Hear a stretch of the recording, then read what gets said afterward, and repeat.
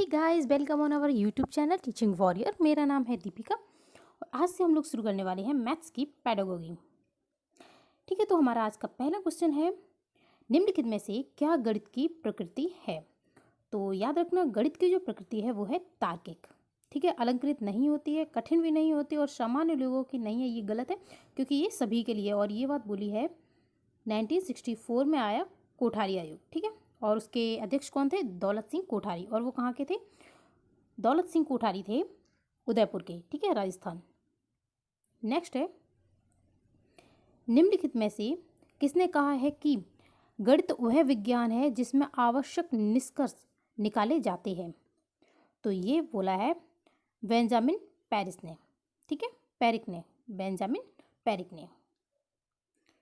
Next है, बालक के सर्वांगीण विकास के लिए गणित विषय का अन्य विषय के साथ सह संबंध होना चाहिए क्योंकि इससे, तो आपका पहला ऑप्शन दिया है विस्तृत, यानी कि दृष्टिकोण विस्तृत बन जाता है।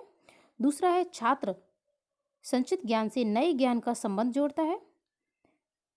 फिर नेक्स्ट है कि छात्र सभी विषयों को महत्वपूर्ण मानता है। तो देखिए ये सारे ऑप्शन ठीक है। ठीक है, तो इसका क्या होगा?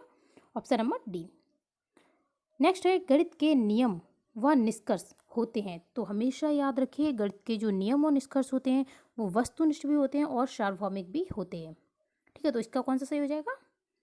सी। नेक्स्ट है, विद्यार्थी गणित की संकल्पनाओं और सिद्धांतों के अर्थों को समझता है। यह अधिगम के किस उद्देश्य की प्राप्ति करता है।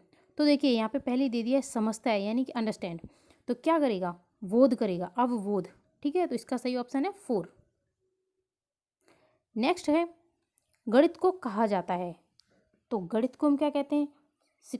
विद्यार्थी का दुश्मन? बिल्कुल गलत बात है, दुश्मन तो नहीं होता है, शक्तियों की शक्ति। फिर नेक्स्ट है मन की शक्ति, मन की भाषा, या फिर मस्तिष्क का व्यायाम। तो इसमें सही ऑप्शन है 4, यानी कि मस्तिष्क का व्यायाम। ठीक है।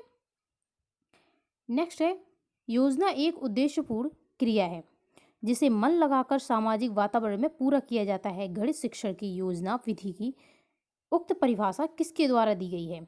तो ये परिभाषा दी है, तो ये आपकी परिभाषा किलपैट्रिक ने दी है। ठीक है, तो इसका ऑप्शन सही हो जाएगा फर्स्ट। नेक्स्ट है, वह उद्देश्य जो कि शिक्षक गणित पढ़ाने के बाद कक्षा में ही प्राप्त कर लेता है, उसे हम क्या कहते हैं? उसे हम कहते हैं शैक्षिक उद्देश्य। ठीक है, और ये जो शैक्षिक उद्देश्य होते हैं ये कैसे होते हैं? ये संकीर्ण होते हैं और जो सामान्य उद्देश्य होते हैं वो विस्तृत होते हैं।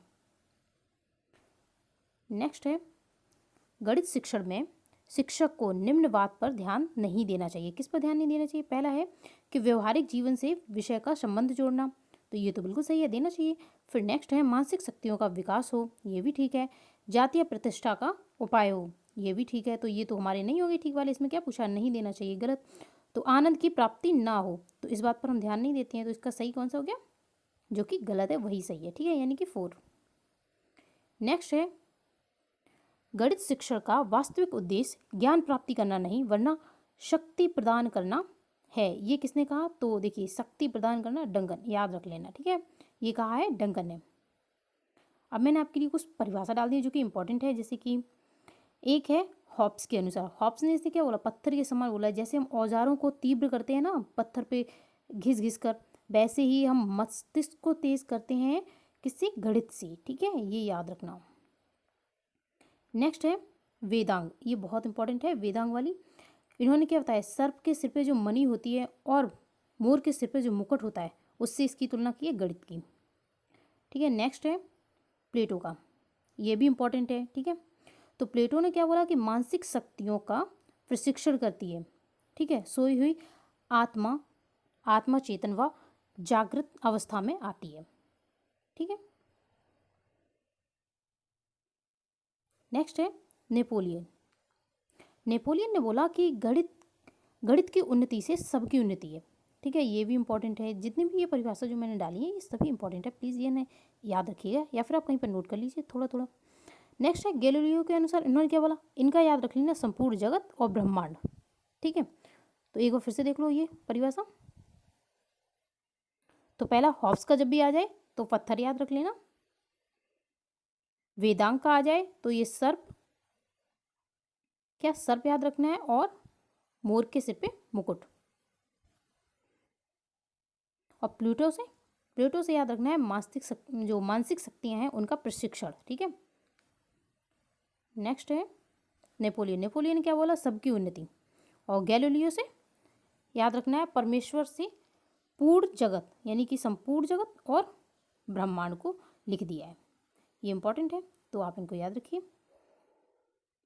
और नेक्स्ट है प्रोफेसर सुल्टजे के अनुसार इन्होंने बोला कि मानसिक शक्तियों का विकास करती है गणित। क्या करता है गणित, मानसिक शक्तियों का विकास करता है। और एक और प्लूटो की है, ये भी इंपॉर्टेंट है लेकिन वो ज़्यादा इंपॉर्टेंट है। जो विद्यार्थी ज्यामिति नहीं समझ सकते उन्हें विद्यालय में नहीं आ सकते। वो ये वाला किसी एग्जाम में आया हुआ भी है तो इसे भी याद रखना। ठीक है। जो मैथ्स नहीं सीख सकते यानी ज्यामिति नहीं सीख सकते उन्हें विद्यालय आने का कोई अधिकार नहीं है, ऐसी बात की है प्लूटो ने। तो आप इन्हें याद रखिए। तो आज की वीडियो यहीं पे ख़त्म होती है। जय हिंद।